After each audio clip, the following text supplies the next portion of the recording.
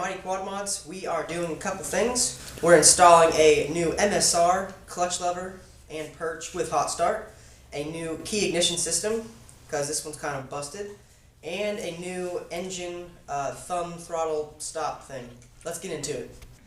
Alright guys, first step in installing the new key ignition system is this plug, this plug right here. It will come off of a little rail. There's a little, kind of a little tab you push down with a screwdriver. I use a small precision one. Push that down, and this will come off of the rail. Then it's just a simple clip. All you do is you pop the tab up like that, and gradually pull the key ignition out. Once you get it out. Once you get it out. Alright. It makes a nice pop. You know it'll out when it's out. Okay, that's step one. Alright, this is the new key ignition system. Nice and crispy like butter. These two tabs right here are what keeps your key from moving around. So on the old one, all I did was I broke them off because they're kind of a one-time set deal. They're very difficult to get off, and I just broke them because I'm not going to be reusing that one. My dog is eating something from a bucket.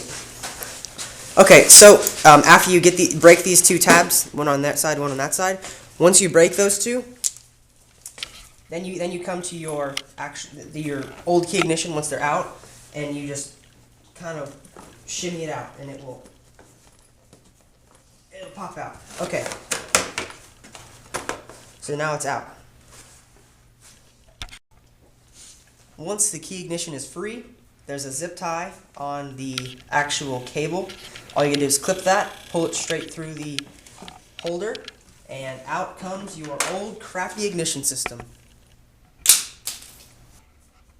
Now that the new ignition key is in, let's move on to the clutch lever. Alright, so here is the clutch perch and lever, etc., etc. First thing to do is get this handguard out of the way if you have them. On mine, it's just two simple Allen keys. All we're going to do is just loosen those up. Not all the way. Just loosen them up just enough to where you can get the thing to move. Once you get it to move, give it a little slide, and now it's out of the way. Alright, after you have your handguards out of the way, what you're going to want to do is take an 8mm socket or a wrench, whatever you have handy, and just loosen actually take them off, the bolts on the back of the clutch perch. So it's already loose. It'll come loose really quick. Once they're loose, they come off quickly.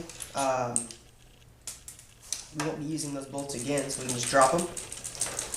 Get those off of there. And once this is off, we can move on to the next step, which is transferring the clutch cable. Before you can take the clutch cable out of the clutch perch, it's a good idea to loosen the cable at where it meets the arm that pulls your clutch actually out, the actual plates. It's a good idea to loosen these so that you can get it out easier. With everything all loose, you can easily pull the little guard, I guess, or the adjuster out of the top. Pull it down like that, and you just slide the old cable out, and that will fall off.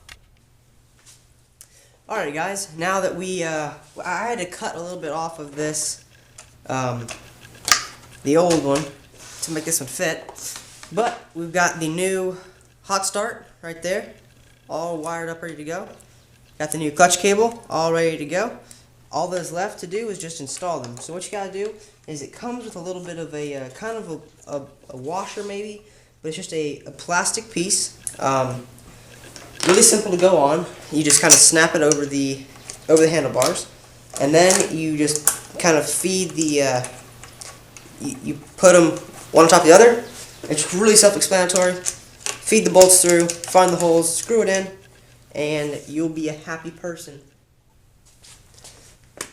Alright guys, I really appreciate you guys watching. If you liked the video, if you enjoyed it, leave me a like if you feel it's necessary. If you would like to subscribe, that'd be great.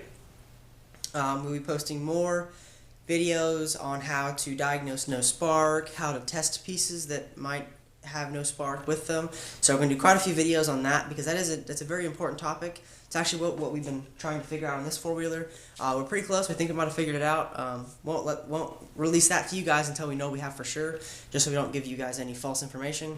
But once we get this one fixed up with the spark doing like it's supposed to, we'll probably go through a whole video on what all I did to figure out what it was and how you guys can do the same thing to figure it out. So I appreciate it. If you guys enjoyed, again, leave a like.